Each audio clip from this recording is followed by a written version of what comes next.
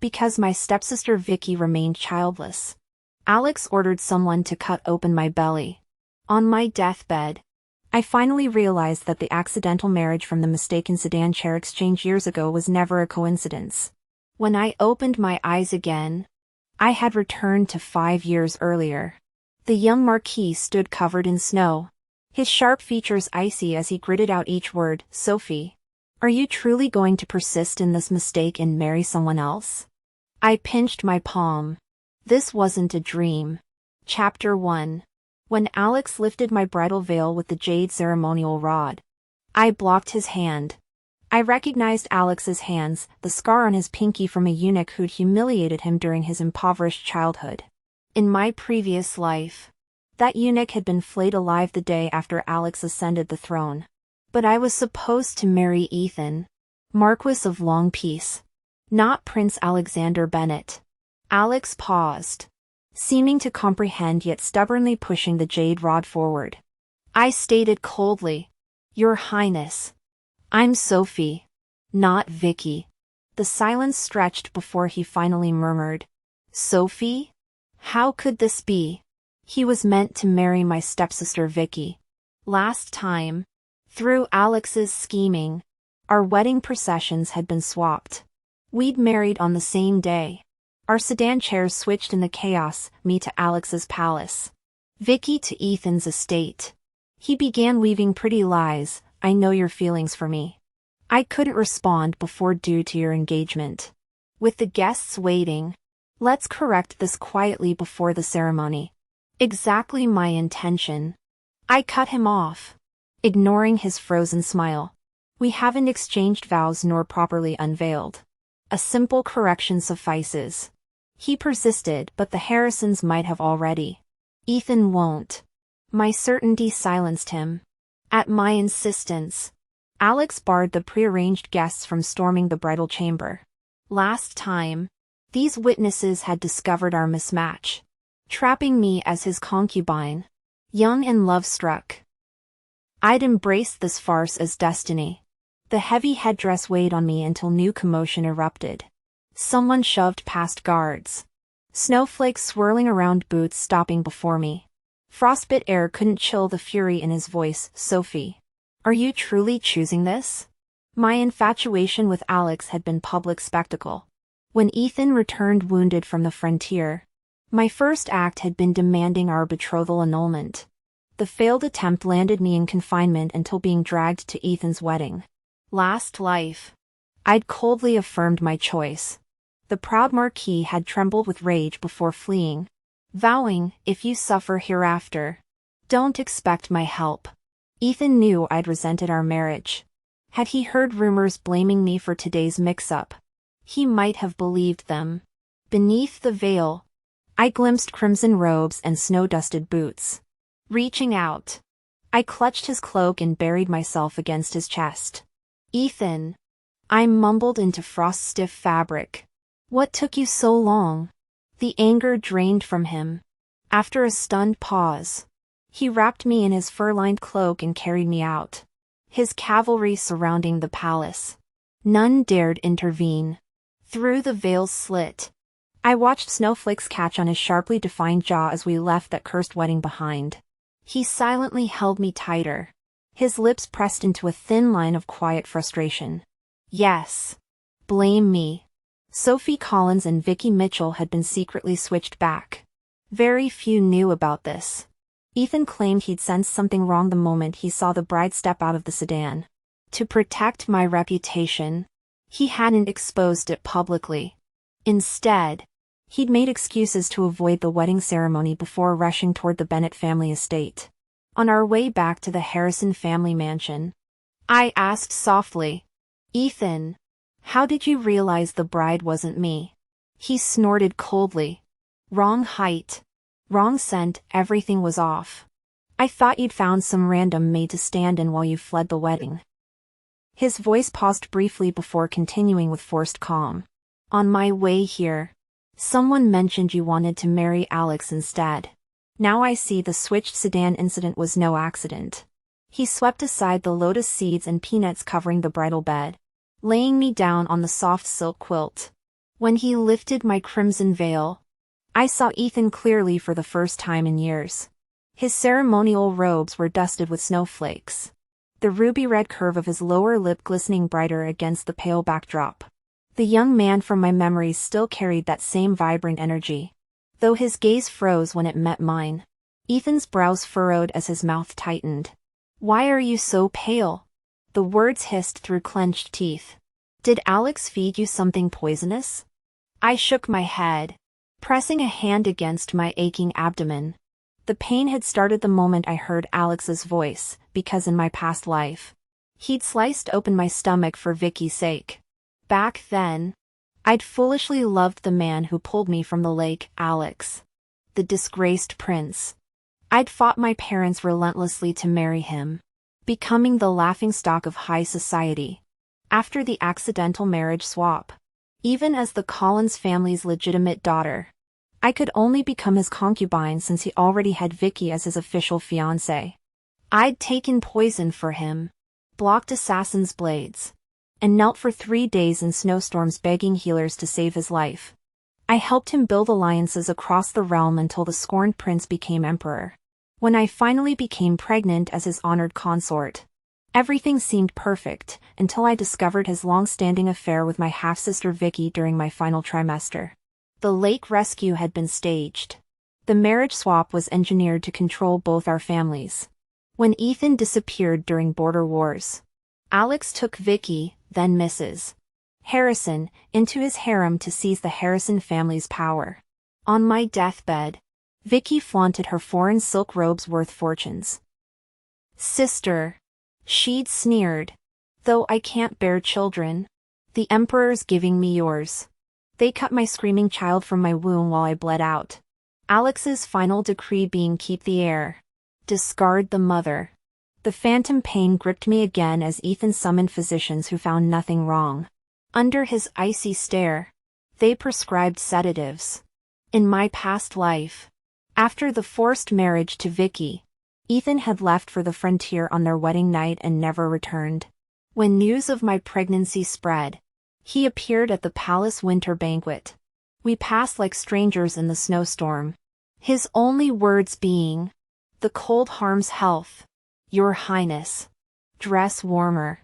Next morning, my mother brought a physician's assistant, later revealed as Ethan's agent. Now his fingers brushed my wrist, checking my pulse with military precision. "Sophie," he murmured, the name sounding foreign yet familiar on his lips. "This time, I won't let history repeat." Outside, winter wind howled through the Harrison family gardens, carrying the faintest hint of medicinal herbs from the Collins family apothecary across town. Ethan feared I might be harmed without realizing it and worried I'd refuse his help to avoid suspicion. So he arranged for the physician's daughter to discreetly reach my mother, ensuring her protection over me. The candlelight flickered, softening his features. I took Ethan's hand and pulled him to the edge of the bed, saying, "I'm truly fine, perhaps just shaken from earlier." Our overlapping sleeves brushed like clouds. Though the gloom between his brows lingered, he stiffened imperceptibly when noticing I still held his hand. He lowered his lashes, scrambling to his feet with forced composure. "The situation outside remains chaotic. I'll go reassure the guests." "You," his voice dipped, a smile tugging stubbornly at his lips. "Wait here. Summon me through the servants if needed."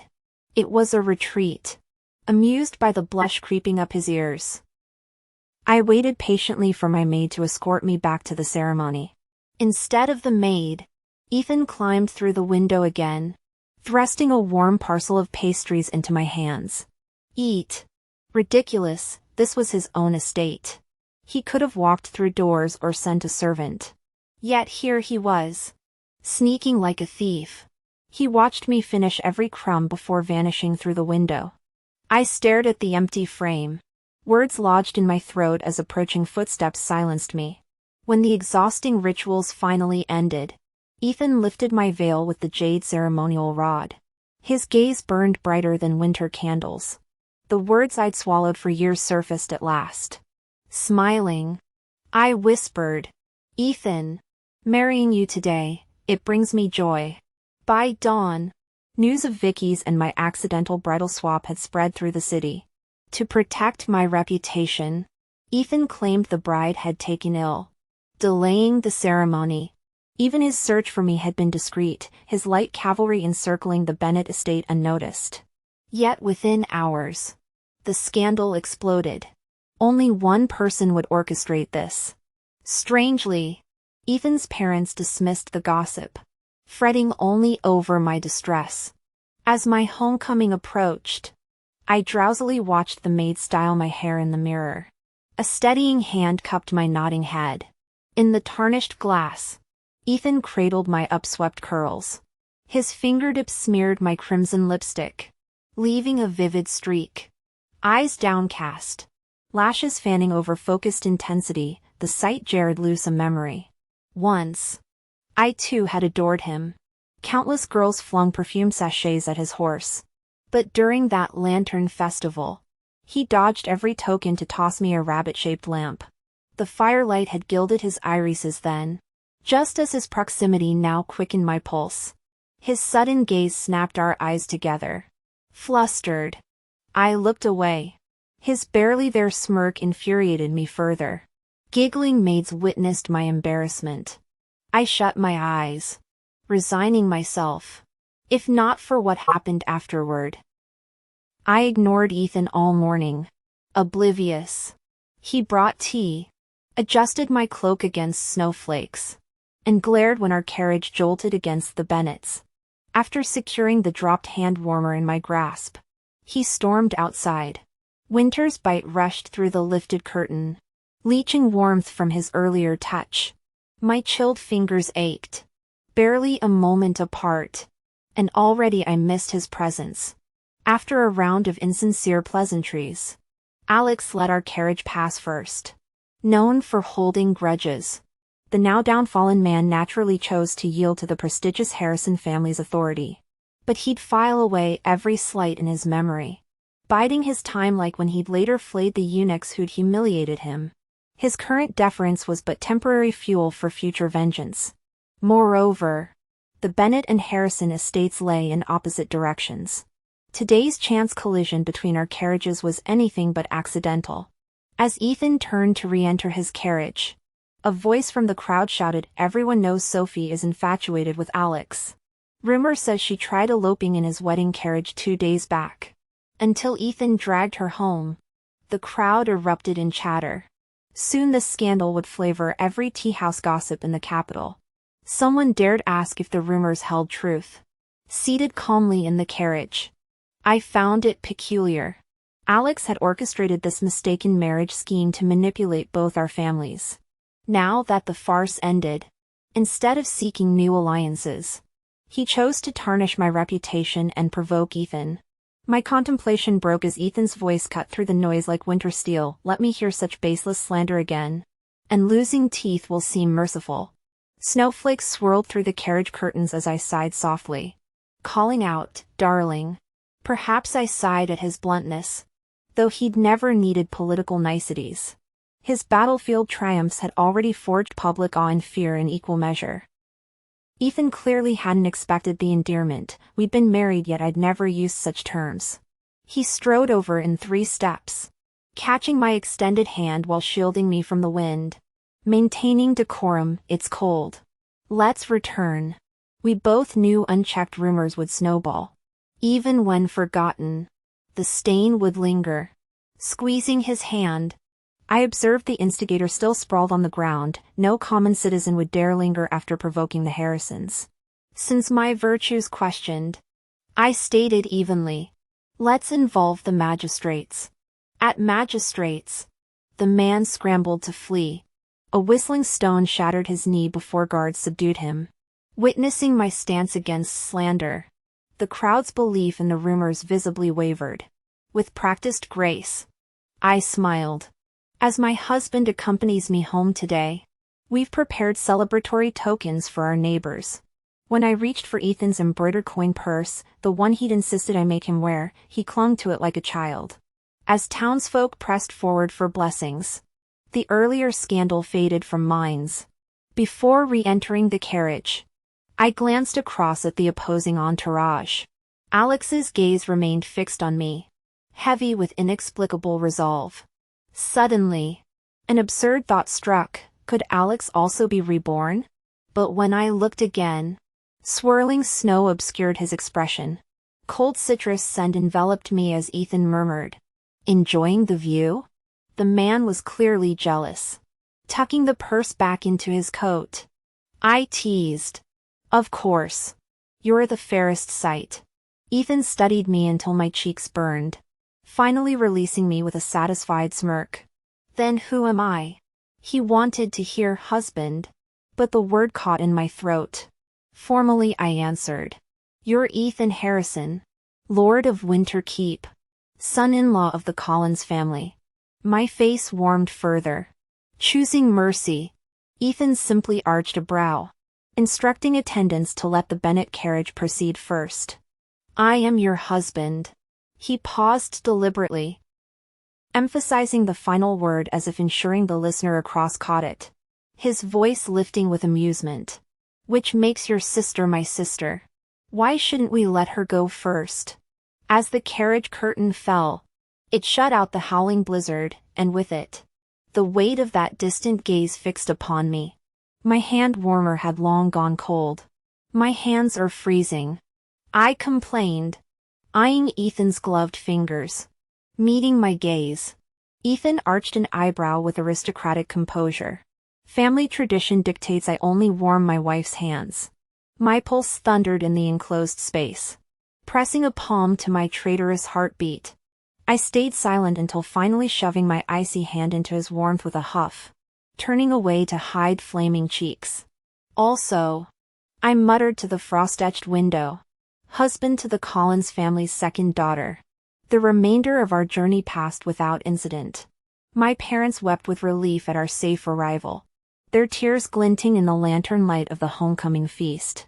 Alex sat among us, his earlier strangeness replaced by impeccable manners.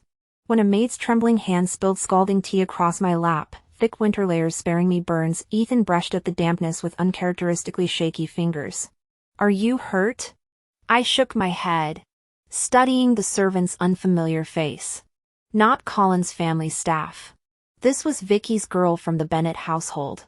Squeezing Ethan's pinky in warning before releasing it, I excused myself to change. As expected, Alex awaited beneath the colonnade. "Tell me," he demanded without preamble, eyes bloodshot. "What does Ethan have that justifies your betrayal?" Stunned, I suddenly understood the reborn soul wasn't Alex. It was Vicky. My stepsister's avoidance at dinner made sense now. She feared my recognition. "Did Vicky claim I betrayed you for Ethan?" I laughed coldly. "I broke no vows. Our marriage was always meant to be." Alex's jaw worked. "You're just like her." "Aw." So Vicky had weaponized half-truths about our past life, casting me as the villain. Clever. If not for Alex's impetuous confrontation. "Why do you trust her lies?" I countered. "Even if our paths had crossed wrongly before, this is course correction. If I abandoned you, shouldn't you examine why?" He reached for me then, desperation etching his features. "You loved me once." I sidestepped his grasp. "And you'd have me ruined?" My voice sharpened. "The Harrisons would cast me aside. Is that your design?" His fingers whitened on the pillar. "I'd have protected you." The declaration hung between us until Alex crumpled suddenly, crimson blooming where teeth met lip. Collapsed on stone. He stared up with feral intensity, a wounded beast refusing release. It was the muscle relaxant I'd prepared. Why did he assume I'd be defenseless? Did he truly think Ethan would let me walk into this trap alone? Even Ethan, concealed in the shadows, could no longer contain himself. I glanced up at the sound of footsteps to see him vaulting forward, pulling me protectively behind him while pressing my face against his chest. His voice carried Arctic chill as he bit out. I never realized Alex entertained such vulgar intentions toward his sister-in-law. Ethan had deciphered the warning I'd left at the banquet. That's why he discreetly followed after my staged departure. Bloodshed at the Collins estate would complicate matters, especially involving a Bennett prince, however disgraced. Tugging his sleeve, I tilted my head upward. Let's go. Mom will worry. His arm tightened around my waist in silent agreement. Before leaving, I caught Ethan's boot slipping onto Alex's wrist. The crunch of bone beneath Italian leather drew instant beads of sweat on the prince's forehead. That injury would take weeks to heal. When Alex returned to the banquet hall hours later, disheveled and pale, my parents grew alarmed. Even an unpopular prince's mishap could spell trouble. I fell. Alex forced through gritted teeth, cradling his swollen wrist. A derisive snort cut through the concerned murmurs. Ethan lounged at the banquet table, swirling his wine. Remarkable how one manages such spectacular falls on level ground. Truly impressive. The room froze. Alex left shortly after, unable to endure the humiliation. I'd never seen Ethan's cutting wit turn so publicly. He shot me a warning glare later, muttering, "This mess is your doing. We'll settle this at home," before dumping freshly shelled pine nuts into my palm. Watching Ethan converse with my father afterward, I resolved to discuss the Alex situation privately. Whether Vicky or Alex had regained memories of our past lives mattered little. I knew every dirty secret behind the Bennett family's rise to power. Back at the Harrison estate, Ethan closed the study door and tossed me a heated hand warmer. "Explain. Now." He'd never pressed about Alex before. I could have claimed harassment and he'd have believed me. But deception felt wrong. Sighing, I began writing battles yet unfought. Political schemes. The royal hunting trip that would spark chaos. My pen faltered over details: the salt merchants' conspiracy in Green Valley, the ambush that nearly toppled our nation, Ethan's own brush with death during the succession crisis. Sliding the pages across the desk, I watched his eyes harden at the first entry. The Green Valley salt trade scandal had been our generation's Watergate, its resolution propelling Ethan's career. Outside, the freshly fallen snow glittered under moonlight, masking the blood-stained history I'd just recounted. Ethan had been covertly investigating the salt trade in Qingzhou. But just as his inquiry showed promise, the emperor was assassinated there. Ethan finished reviewing the remaining documents, his expression turning complicated when he finally looked up. I knew what he wanted to ask. Before he could speak, I blurted out everything in one breath. After Alex ascended the throne, he promoted a former attendant named Frank, a ruthless man who later became his chief advisor. To consolidate power, Frank repeatedly targeted the Harrison family. Even the old patriarch wasn't spared. If possible, eliminate him now. I rambled on, unloading every detail I could recall. A weight lifted from my chest. Yet Ethan's impassive expression made me tentative. "Anything else you want to know?" He studied me for a long moment, lips pressed thin. "I believe every word. But how do you know all this?" My fingers stiffened, bitterness rising in my throat like the ghost of the labor-inducing tonic forced down me before death. Staring at ink bleeding through parchment, I whispered, "Ethan, I've already died once." I expected mockery or dismissal. Instead, his arms encircled me, only then realizing I'd been trembling uncontrollably. He smoothed my back, asking nothing more. "I'm here." I lingered in that embrace until the stiffness melted from my limbs. When Ethan meticulously dabbed my tears away with his handkerchief, embarrassment warmed my cheeks. Though he claimed to believe me, I knew he needed time. Slipping away seemed prudent until his hand clamped around my wrist. "Wait." His gaze turned stormy. "Did you think I wanted to ask about that?" Exhaustion and anger warred in his eyes. "What happened this past year while I was away? How did you suddenly fall for Alex? Marching into Harrison Manor to break our engagement, how could you change hearts so quickly?" Annoyance flared in me. Why did I fall for him? Maybe you should answer that. Regret choked me as I bit my tongue. Under Ethan's relentless stare, I finally spat out, "I overheard you and the Murphy heir. You said, we were just settling for convenience." That lantern festival. Separated in the crowd. I'd stumbled upon Ethan being teased, so obsessed with Sophie. Can't bear being apart a moment.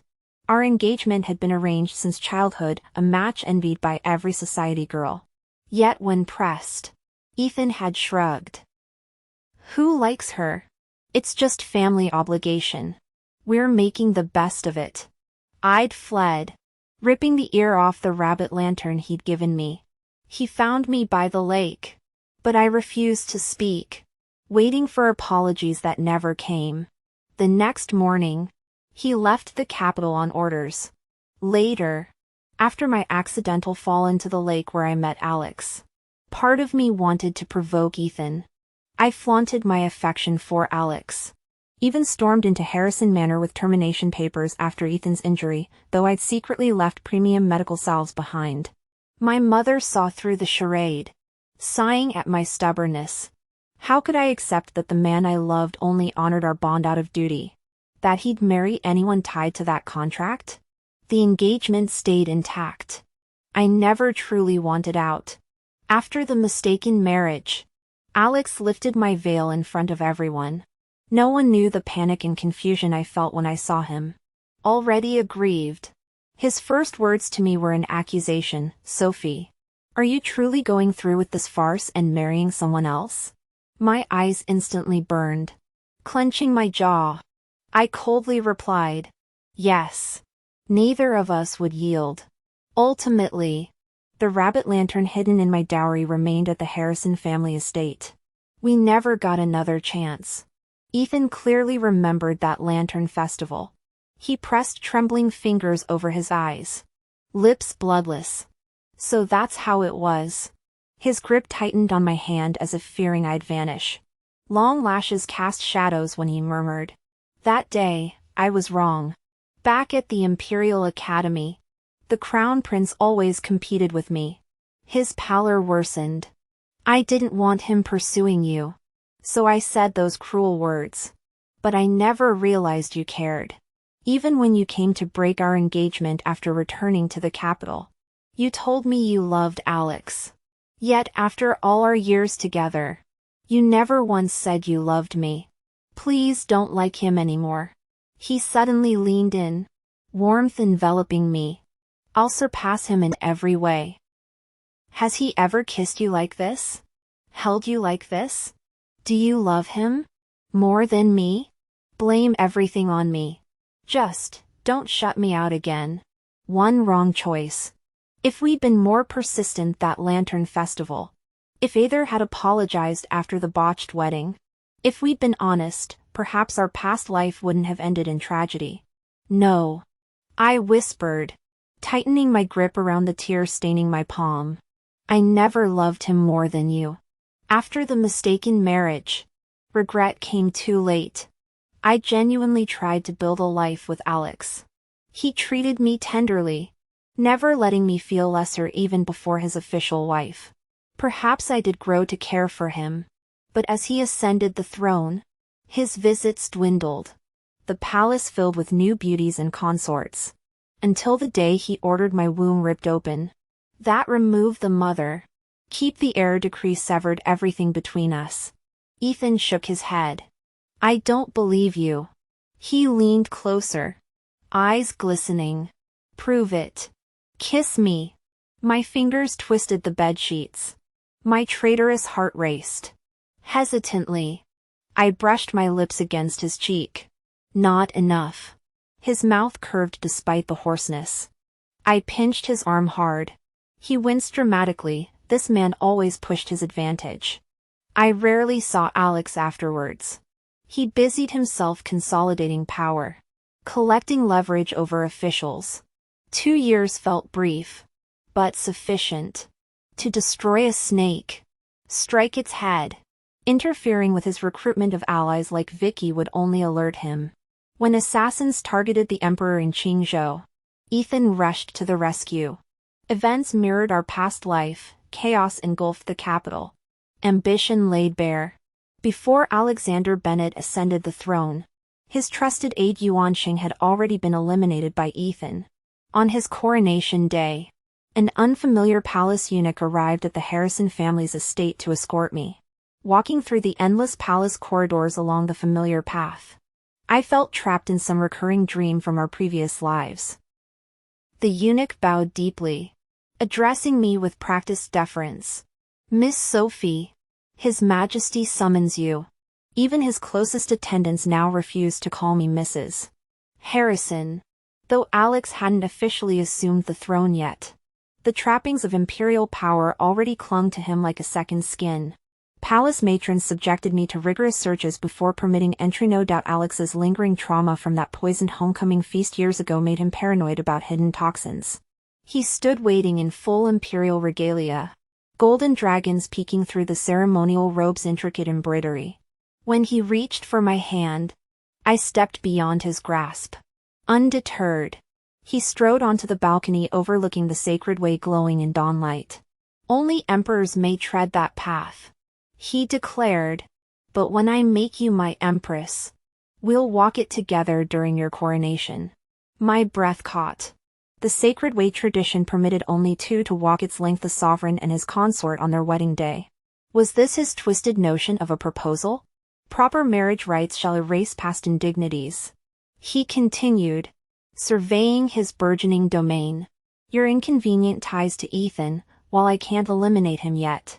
Forging new credentials for you poses little difficulty." "Where's Vicky?" I interrupted. His expression softened marginally. "After discovering her plot to use me against you during that homecoming, I had her confined." Arrogance crept into his tone. "She tried bartering memories from our past life for leverage. Foolish woman, I needed no cheat sheets to reclaim my throne this time." When I remained silent, his voice dropped to a confessional murmur. "I keep dreaming of making you my imperial consort. But the ending always slips away. In that other life Vicky described, you did become mine. Didn't you?"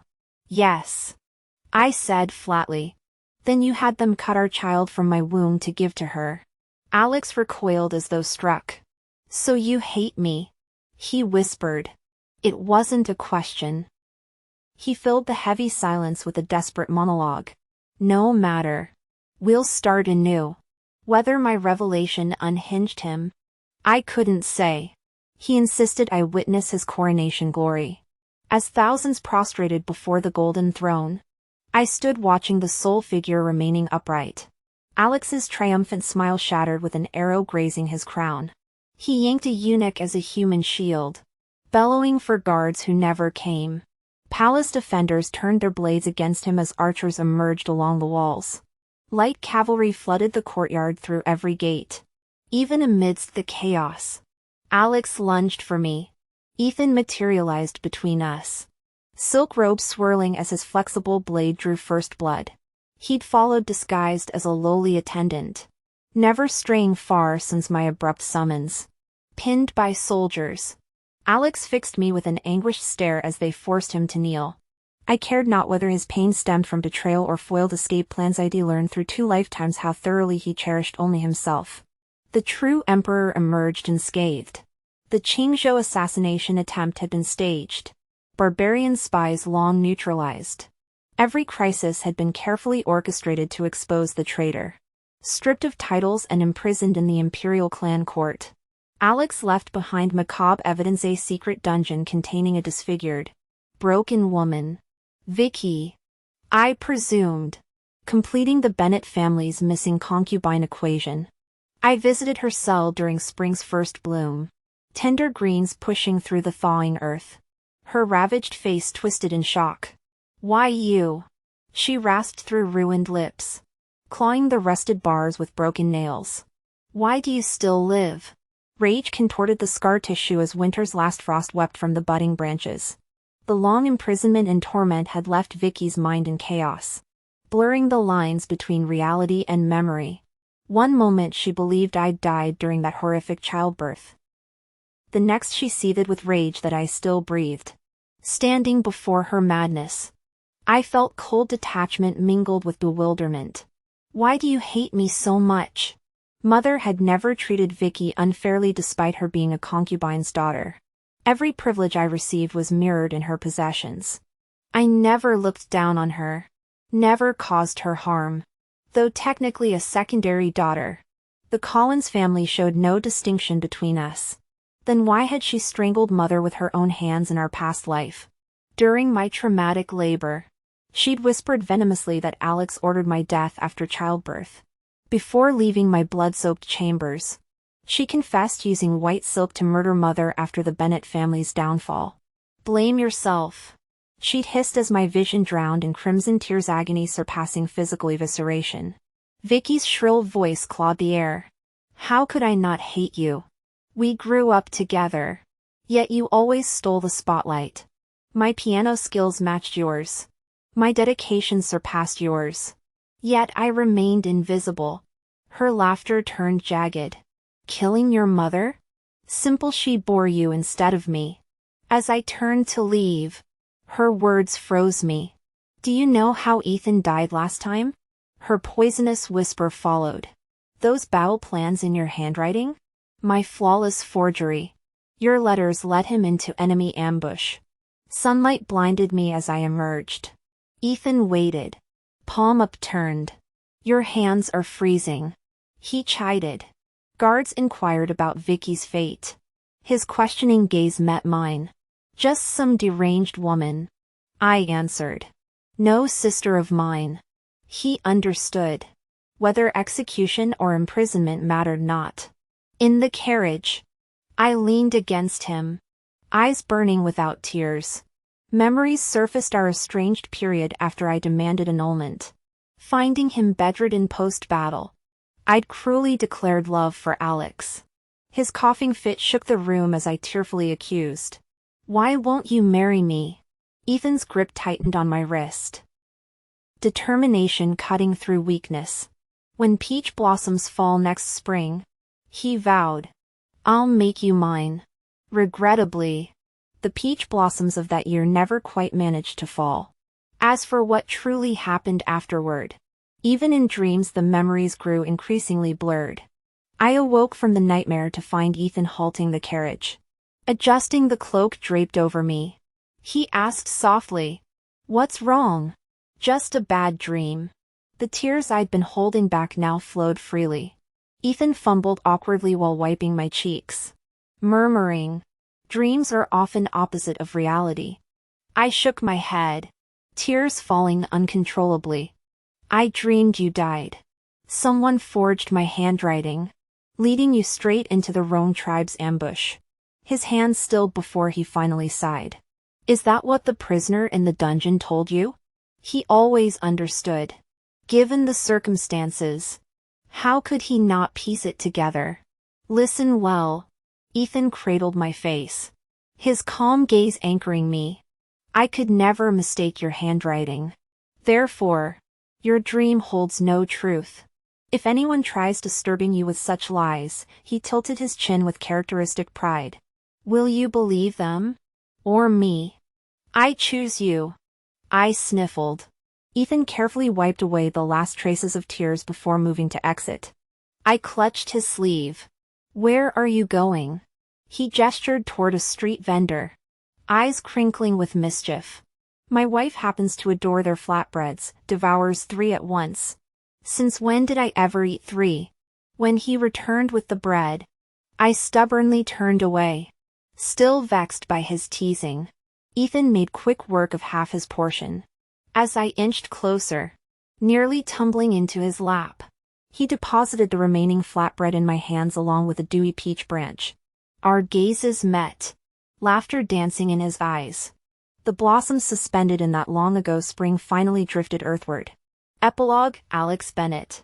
During his confinement, Alex found himself trapped in recurring dreams. Visions of wedding the woman he desired, of using Vicky's ambition to control the Harrison family's elite cavalry unit, the swift clouds that made even emperors wary. He'd secretly envied Ethan, the freedom, the renown, the enviable marriage. Sophie, the Collins family's second daughter, whom even the palace's most spoiled princesses failed to rival. He'd seen her often. This noblewoman who treated him with kindness despite his lowly status. When midwives declared her unlikely to survive childbirth, Vicky wept about failing to give him an heir. How could she possibly bear his child? The musk-infused gifts he'd sent nearly overwhelmed even his own senses. With Ethan dead, Alex only tolerated Vicky for her connection to the swift clouds. Watching servants carry out basins of bloody water, he considered her suggestion. They say commoners sometimes cut babies from dying mothers. Can the child survive that? He asked the midwife. Perhaps. Then proceed. The imperial heir lived, a prince. Alex should have rejoiced at his firstborn son. Yet as they carved into her flesh, all he could recall were peach petals finally falling in another man's springtime. But he couldn't laugh.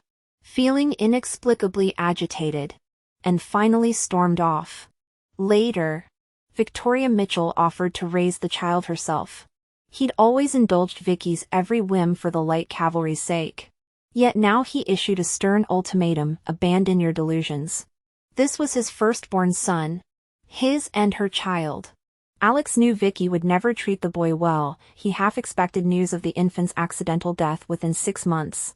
How could he possibly consent? The city fell when the prince turned one. Alex's throne had never been secure until Ethan disappeared in barbarian territory. Everyone assumed Ethan dead. Alex thought he could finally dismantle the light cavalry and consolidate power. Yet Ethan returned alive. Sword point at his throat demanding, "Where is she? The royal mausoleum?" Probably. Dead concubines all went there. Fear and fury warred within him. But seeing Ethan's desperate expression brought perverse satisfaction. Gurgling blood, he rasped, "Even in death, you'll never find her." The nightmare returned tonight. Alex hadn't relived these past life memories, as Vicky called them, in years. After Ethan killed him, the dreams stopped. He woke at dusk. The ancestral temple's silence pressing like a coffin lid. Firecrackers popped beyond the walls, festive sounds that should have cheered him instead tightened his chest. He sent guards to investigate. "Mrs. Harrison went into labor yesterday," came the offhand reply. "The Harrisons are distributing silver coins to celebrate their heir." Impossible. Alex staggered backward, mind whirling between haunting visions and the guard's words. Night swallowed the courtyard. His foot caught rubble, plunging him into the icy pond. Thrashing silently, he'd never learned to swim. Something tugged his ankles downward. This wasn't right. Last lifetime, he'd been emperor. Guards found him floating at dawn. Epilogue: Ethan. The child king called him father. Her son inherited her quick mind, mastering statecraft swiftly. Ethan ruled as regent during the boy's minority. Critics whispered, how could the man who murdered the previous emperor govern legitimately? At 10, the young monarch comforted him, ignore the court gossip. Father, I know you stayed for mother's sake. Ethan didn't care about reputation. But when the boy gazed up with her eyes, his throat tightened. Now Ethan's limbs felt leaden. Distant sobs echoed, or was that memory? His vision blurred as familiar laughter seemed to call from beyond. Some called him the regent. Others addressed him as their second father. Yet the one voice he longed to hear remained absent. The clamor grated on his nerves, irritation rising as fragmented memories of bygone years flashed before his eyes. With sudden clarity, Ethan realized his time had come. The final curtain was descending. That's when crystalline laughter pierced through the haze. Ethan! The voice carried youthful mischief echoing across decades. The same timbre that once made his teenage heart race. For 12 empty years afterward, that particular pronunciation of his name never graced his ears again. Now Ethan watched Sophie materialize before him, palm extended in mock reproach. You're late, she huffed, the petulant pout unchanged since their schoolyard days. When their hands connected, panic surged through him. Was this his battle-worn visage from the end silver-streaked hair? The grotesque scar spanning cheekbone to jawline that made children scream? Would she recoil? The thought of her tears terrified him more than any battlefield. Ethan awoke with skull-crushing pain. Lingering dream fragments slipped through his fingers like smoke, though the ache of waiting for someone unspecified remained. Spring breeze carried peach blossoms through the window, illuminating the woman curled against him. Her eyelashes fluttered open at his movement. Then she burrowed deeper into his chest with sleep-slurred contentment. Memory crystallized their wedding day when he'd lifted the veil expecting solitary triumph. Her whisper had shattered that assumption, young Lord Harrison.